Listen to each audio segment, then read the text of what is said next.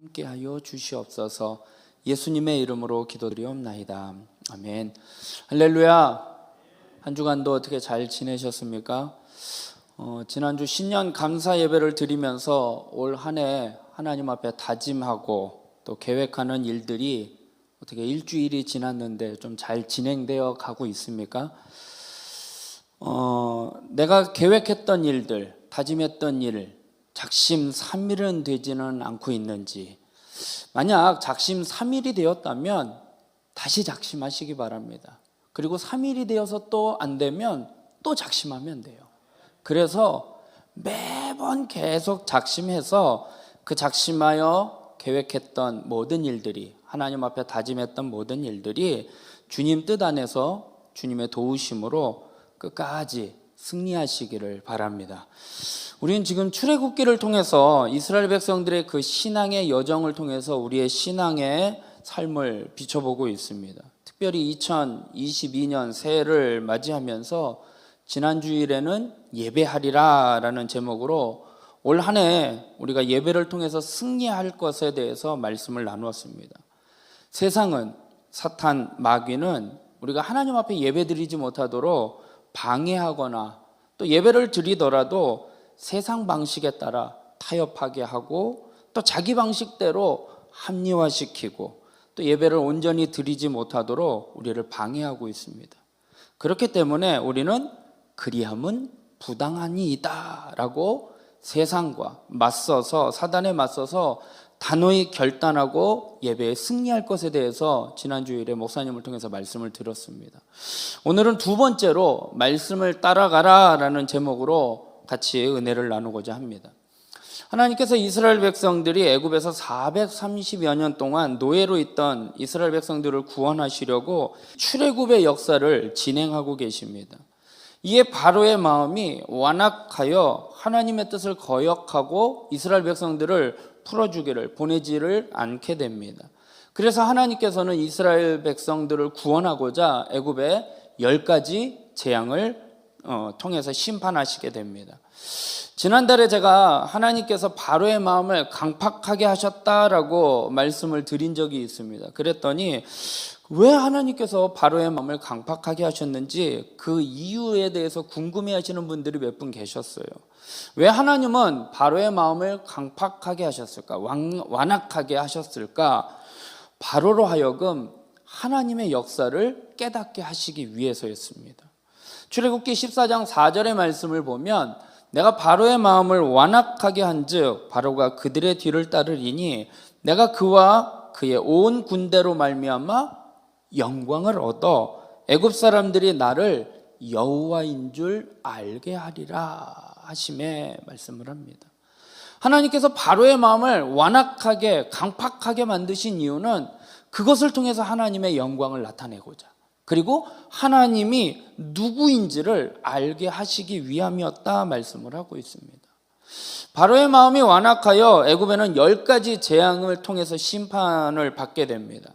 피, 개구리, 이, 파리, 악질, 독종, 우박, 메뚜기, 흑암, 그리고 오늘 10번째 재앙인 장자의 죽음에 대한 심판입니다.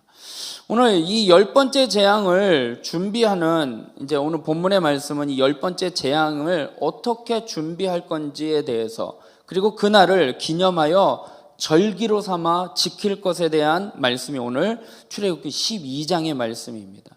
그 절기가 바로 유월절입니다. 이스라엘의 3대 절기 가운데 하나인 유월절입니다. 그 뜻은 넘어가다라는 뜻을 갖고 있습니다. 오늘 이 유월절에 대한 말씀을 통해서 몇 가지 은혜를 나누고자 합니다. 첫 번째는 하나님의 은혜로 첫 시작하자라는 것입니다. 오늘 2절의 말씀을 보면 이 달을 너희에게 달의 시작 곧 해의 첫 달이 되게 하고 말씀을 하고 있습니다. 하나님께서 모세와 아론에게 출애굽하는 달을 한 해에 시작하는 첫 달로 삼으라고 말씀을 하십니다. 이 달은 이스라엘 백성들이 출애굽으로 말미암아 애굽의 종살이에서 해방된 날입니다. 그리고 하나님의 백성으로 새롭게 태어난 날이기 때문에 그날을 기념해서 그날을 첫 달로 삼아라 말씀을 하고 있는 것입니다. 이 달은 이스라엘 백성들이 430년 동안 애굽의 종노릇에서 해방하여 자유를 얻은 달이고, 10번째 재앙인 장자의 죽음으로 애굽에게는 항복의 날이고, 애굽의 세력이 하나님의 능력 앞에 부끄러움을 당한 날이기도 하며, 출애굽을 통해서 이스라엘 백성들이 비로소 의미 있는 삶을 살게 되는 그날을 영원토록 기념하기 위해서 출애굽하는 그 달을 해의 첫 달로 삼아 기념할 것에 대해서 말씀을 하는 것입니다. 이 6월절은 우리가 지키고 있는 태양력으로 따진다면 한 3월, 4월에 해당됩니다. 이것은 이스라엘 역사 속에서 자유를 얻게 된 것을 기념하는 날로 매해마다 반복적으로 지속될 그 매해의 첫 달을 6월절의 의미를 부여해서 나머지 모든 달도 또 모든 해도 하나님의 구원하심에 비롯되었음을, 하나님의 구원의 은혜임을 이스라엘 백성들로 하여금 기억하고 상기시키기 위하여 그 날을 기념하여 6월절을 지킬 것을 말씀을 하고 있습니다. 우리는 지금 한 해의 첫 달인 1월달을 지금 보내고 있습니다. 이 말씀을 통해서 하나님의 구원하심의 은혜를 기억하며 우리도 이 한 해를 첫 달인 1월달을 시작해야 할 것입니다. 이스라엘 백성들이 애굽의 종살이에서 해방되고 하나님의 백성으로 새롭게 태어났을 때 그들은 진짜 삶의 의미를 갖게 되었던 것입니다. 출애굽 이전의 삶은 아무 의미 없는 삶입니다. 노예로, 또한 죄의 종으로 살았던 그들의 삶이 해방되어서 애굽에서 출애굽하여 예배하는 공동체로 하나님의 백성이 됨으로써 참으로 의미 있는 삶을 살게 된 것입니다. 오늘 우리는 예수님을 믿음으로 말미암아 죄에서 구원받고 새롭게 태어났습니다. 그리고 하나님의 자녀가 됨으로 참으로 의미 있는 삶을 살게 되었습니다. 예수님 믿기 이전의 삶은 헛된 삶이었습니다. 죄의 종로를 하는 삶이었고, 육신적으로는 살고 있으나 영적으로는 완전히 죽어있는 무의미한 삶이었습니다. 그러나 우리가 예수님을 믿음으로 말미암아 새롭게 거듭남으로 말미암아 우리는 새로운 시작이요 새로운 출발을 하게 된 것입니다. 지난 주일에 저희 집 딸한테 하나를 물어봤어요. 셋째인 이제 첫째 딸이죠. 2022년 1월 2일이 무슨 날인 줄 알아? 라고 물어봤어요. 그때는 뭐라고 했겠어요? 주일이라고 이야기를 했어요. 그날은 저희 딸의 생일입니다.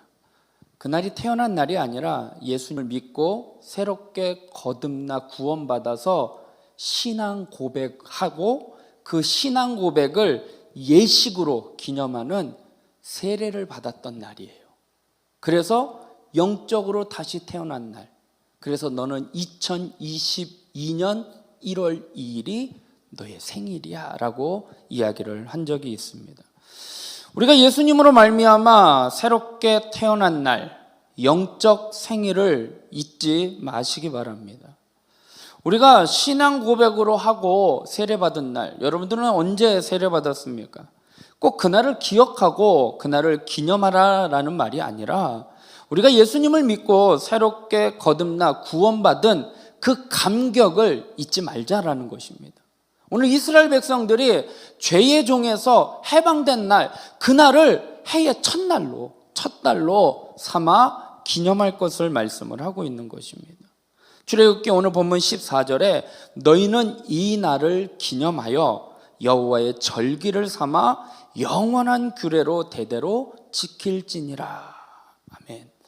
내가 세례받고 처음 예수님 만난 날을 기억하지 못할지라도 오늘 말씀과 같이 달의 시작, 곧 해의 첫 달 1월을 맞이해서 우리의 삶을 무의미하게 죄의 자리에 그냥 내버려 두는 것이 아니라 우리가 죄를 경계하고 하나님의 은혜를 사모하며 새롭게 시작하는, 그래서 해의 첫 달 1월에 우리의 마음과 몸과 모든 것을 다짐해서 새롭게 출발하는 저와 여러분이 되길 바랍니다. 두 번째는 말씀을 따라가라라는 것입니다. 하나님께서 10가지 재앙을 내리기 위해서 모세와 아론에게 말씀하여 이스라엘 온 회중에게 유월절을 준비할 것을 말씀을 하십니다. 다시 말해서 10번째 재앙의 심판을 받지 않기 위해서 준비해야 할 것에 대해서 말씀을 하고 계십니다. 그것이 3절부터 11절까지의 말씀인데 다 읽기가 좀 시간이 오래 걸리니까 요약을 하면, 첫 번째, 가족대로 식구를 위해서 어린 양을 취하라라고 말씀을 하고 있습니다. 식구가 먹을 수 있는 분량의 양 한 마리, 한 가족이. 그런데 식구가 적으면 이웃과 함께 준비하라라는 것입니다.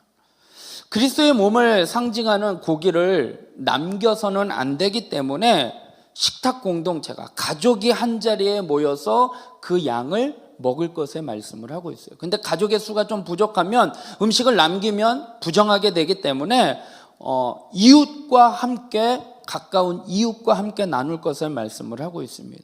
근데 그 이웃이 내가 원하는 이웃이 아니라 오늘 성경에 보니까 가까운 이웃이에요. 바로 옆에, 내가 마음에 들든 마음에 들지 않든 그 이웃과 함께 음식을 나눌 것을 말씀을 하고 있습니다. 그리고 두 번째는 뭐냐? 흠없고 1년 된 수컷으로 양이나 염소를 4일 동안 간직하였다가 4일이 지난 해질 때에 잡을 것에 대해서 말씀을 하고 있습니다. 5절 6절에. 그것은 뭐냐? 흠 없는 것으로 거룩하게 헌신할 것을 말씀을 하고 있습니다. 근데 4일 동안 보관하라는 것은 먹을 것을 줘서 잘 살을 찌워서 이렇게 하라는 것이 아니라 세심하게 주의를 살펴볼 것을 말씀을 하는 것이죠. 4일 동안 지켜보면서 이 양을 잡아 죽일 것인데, 그 양의 죽임으로 말미암아 우리가 살게 될 것인데, 재앙이 넘어갈 것인데, 그 하나님의 은혜를 4일 동안 느끼라는 거예요. 그리고 겉모습만이 거룩한 모습이 아니라 4일 동안 지켜보면서 이 양이나 염소가 뭐 구토를 하지는 않거나 뭐 어떤 변이 이상하거나 내장이 또 이상하지는 않은지 겉과 속이 다 온전한지를 4일 동안 지켜볼 것을, 그래서 세심하게 하나님 앞에 드릴 그 양을 꼼꼼하게 세심하게 살펴볼 것에 대해서 말씀을 하고 있습니다. 그리고 세 번째, 그 양을 잡아 그 피를 집 좌우 문설주 임방에 바르라 말씀을 하고 있습니다. 다른 피가 아니라 그 잡은 양의 피를 그 양을 잡아먹는 그 집에 바르라는 거예요. 피가 모자란다고 옆집에서 그 잡은 양의 피를 가져다가 우리 집에 바르라는 것이 아니라 우리 집에서 잡은 그 양의 피를 우리 집 임방 문설주에 바르랄 것을 말씀을 하고 있습니다. 네 번째는 고기를 불에 구워 무교병과 쓴나물과 함께 먹을 것을 말씀을 합니다. 날 것으로나 물에 삶아 먹지 말고 그것을 남겨두지 말고, 만약에 먹다가 부득이하게 남았을 경우에는 불살라버릴 것에 대해서 말씀을 하고 있습니다. 당시 이방인들의 우상 종교의 관습에는 제물을 어떻게 하느냐? 날거로 먹었어요. 그리고 그것을 삶아 먹었던 풍습이 있습니다. 그렇기 때문에 하나님께서는 그 이방 풍습과는 구별되게 그들과 똑같이 날 것으로 먹거나 삶아 먹지 말고 그것을 불에 구워서 무교병과 쓴나물과 함께 먹을 것을 말씀을 하고 있는 것입니다. 그리고 다섯 번째, 먹을 때에는 허리에 띠를 띠고 발에 신을 신고 손에 지팡이를 잡고 급히 먹을 것에 대해서 말씀을 하고 있습니다. 이스라엘 백성들이 이제 10번째 재앙으로 이제 출애굽할 것인데, 서둘러 출애굽을 하기 위해서 다 갖출 것을, 왜냐? 시간을 지난번에 롯과 같이 지체하거나 머뭇머뭇거리지 않도록 즉각적으로 순종하고 결단하기 위해서 허리에 띠를 띠고 신을 신고 지팡이를 잡고 급히 먹고 빨리 나갈 수 있도록 준비할 것에 대해서 말씀을 하고 있는 것입니다. 오늘 출애굽기 12장은 하나님께서 계속해서 말씀을 하고 계십니다. 1절의 말씀을 보면 여호와께서 애굽 땅에서 모세와 아론에게 일러 말씀하십니다. 이제 아론과 모세에게 이 유월절을 어떻게 할 것에 대해서, 그러면서 14절에 보면 빨간 것만 대대로 지킬지니라. 24절에 영원히 지킬 것이니, 25절에 이 예식을 지킬 것이라. 42절에 대대로 지킬 것이니라. 47절에 이것을 지킬지니라. 6월절에 대한 규례를 계속해서 말씀하시면서 이렇게 지켜라, 이렇게 지켜라, 영원히 지켜라, 대대로 지켜라, 이 예식을 지켜라 라고 말씀을 하고 계십니다. 그때 이스라엘들의 반응은 어떠냐? 그 말씀에 이스라엘 자손들이 28절의 말씀을 보니까 이스라엘 자손이 물러가서 그대로 행하되 명령하신 대로 행하니라. 50절에도 온 이스라엘 자손이 이와 같이 행하되 명령하신 대로 행했다 말씀을 합니다. 이스라엘 백성들이 장자의 죽음이라는 재앙에서 구원받을 수 있었던 이유는 하나님의 말씀을 지켰기 때문입니다. 하나님께서 이렇게 하라, 이렇게 지켜라 라고 어떻게 할 것에 대한 그 말씀을 그대로 지켰기 때문에, 그 명령하신 대로 준행했기 때문에 그들은 재앙에서 구원받게 된 것입니다. 출애굽기 9장 20절 21절의 말씀을 보면 바로의 신하 중에 여호와의 말씀을 두려워하는 자들은 그 종들과 가축을 집으로 피하여 들였으나 여호와의 말씀을 마음에 두지 않는 사람은 그 종들과 가축을 들에 그대로 두었더라. 애굽의 7번째 재앙인 우박의 재앙이 내릴 때에 첫 번째부터 6번째까지 재앙을 통해서 보니까 이것이 예사로운 일이 아니라는 것을 아는 사람들은, 하나님의 말씀을 두려워했던 사람은 그 재앙을 모면하기 위해서 들에 있는 짐승과 가축을 피하여 드렸지만, 하나님의 말씀을 마음에 두지 아니하고 그것을 별 대수롭지 않게 생각하는 사람은 그냥 들에 두었다라는 것입니다. 하나님의 말씀을 읽는 자, 그리고 그것을 듣고 그 가운데 기록한 것을 지키는 자. 요한계시록 1장 3절에 이 예언의 말씀을 읽는 자와 듣는 자와 그 가운데에 기록한 것을 지키는 자는 복이 있다 말씀을 합니다. 사랑하는 우리 청년들, 우리 성도님들, 2022년 첫 달 우리가 승리할 수 있는 방법은 하나님의 말씀을 읽고 듣고 그 가운데 기록한 것을 지켜 행하는 것입니다. 그럴 때 우리가 승리할 수 있는 것입니다. 여기서 광고, 2월 달에 90일 성경 통독이 시작이 됩니다. 오늘 주보에 광고가 나온 걸로 알고 있는데 우리 김태훈 목사님에게 신청해서 90일 동안 우리 하나님의 말씀을 읽고 듣고 그 가운데 기록한 것을 지켜 승리하는 한 해가 되길 바랍니다. 끝으로 세 번째는 오직 예수 그리스도입니다. 애굽에 내린 10번째 재앙은 사람이든 짐승이든 그것을 막론하고 모든 처음 난 것은 다 죽게 되는 심판이었습니다. 그러나 그 재앙에서 멸하지 않는 딱 하나의 표적은 무엇이냐? 어린 양의 피였습니다. 이스라엘 백성들이 허리에 띠를 띠고 발에 신을 신고 손에 지팡이를 잡고 어린 양을 잡아서 불에 구워서 무교병과 쓴나물과 함께 급하게 먹는 것으로 그 재앙을 모면한 것으로 끝난 것이 아니라 그 어린 양의 피를 문설주 좌우 임방에 발라야만 했던 것입니다. 피의 중요성에 대해서 성경에 여러 군데서 이 피의 중요성에 대해서 말씀을 합니다. 레위기 17장 11절에 육체의 생명은 피에 있음이라. 내가 이 피를 너희에게 주어 제단에 뿌려 너희의 생명을 위하여 속죄하게 하였나니 생명이 어디에요? 피에 있으므로 피가 죄를 속하느니라. 히브리서 9장 22절에도 또 이렇게 말씀을 합니다. 율법을 따라 거의 모든 물건이 피로써 정결하게 되나니 피 흘림이 없은즉 사함이 없느니라. 이것에 대해서 예수님께서도 6월절 만찬에서 포도주를 제자들에게 나눠주시면서 이렇게 말씀하십니다. 마태복음 26장에 이것은 죄사함을 얻게 하려고 많은 사람을 위하여 흘리는 바 나의 피 곧 언약의 피니라.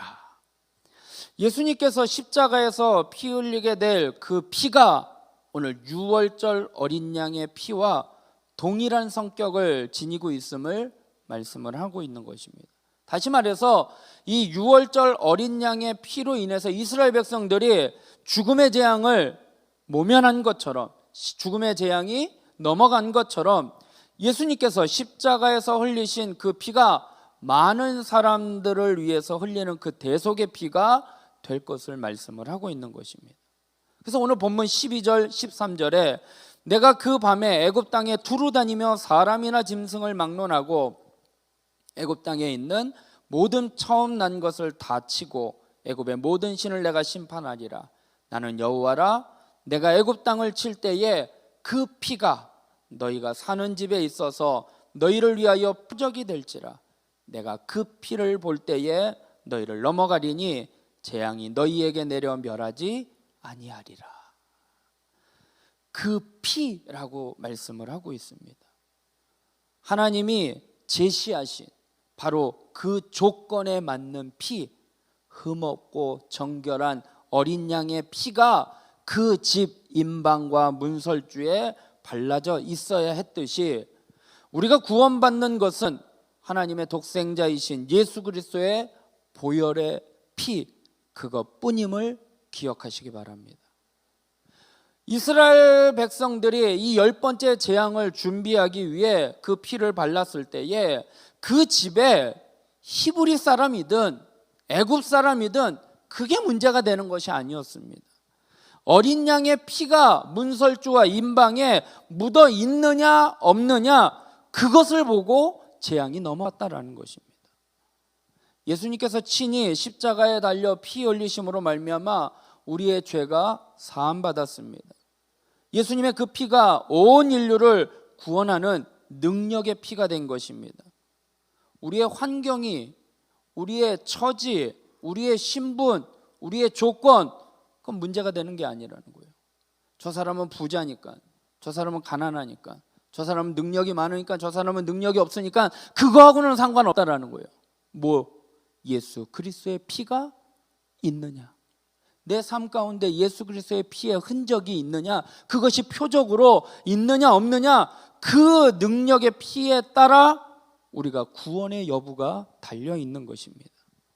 그 능력의 피를 믿는 자에게는 결코 정죄함이 없습니다. 말씀을 맺겠습니다. 애굽 전역에 임하는 10번째 심판의 대상에서 벗어날 수 있는 방법은 유월절 예식에 대한 하나님의 명령, 그 양을 잡고 그 양의 피를 문설주와 임방에 바르는 것입니다.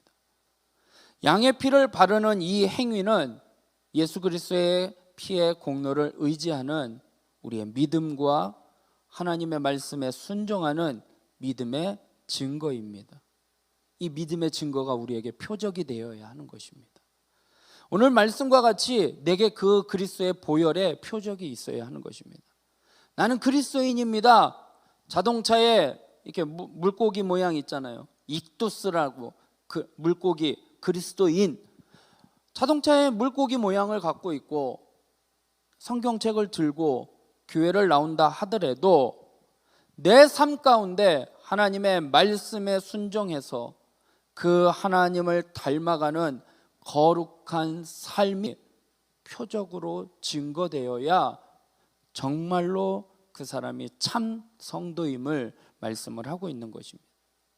과연 나는 내 삶 속에서 하나님의 표적, 예수 그리스도의 보혈의 흔적이 있는지, 그 능력을 내가 보여주면서 살아가고 있지는 않은지 한번 살펴보시기 바랍니다.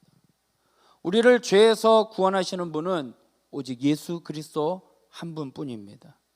예수 그리스도를 통해서 내가 구원받은 날, 그 감격의 날을 잊지 말고, 이스라엘 백성들이 그 구원받은 날을 해의 첫 달로 삼아 영원히 지키며 기념하였던 것처럼 내가 구원받은 것을 기억하고 기념하고 하나님의 말씀을 지키며 살아가시길 바랍니다.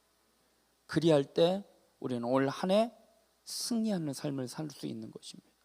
지난 주일날 예배를 통해서, 오늘 말씀을 따라가는 삶을 통해서 올 한 해 승리하기를 바랍니다. 우리 말씀 붙잡고 한번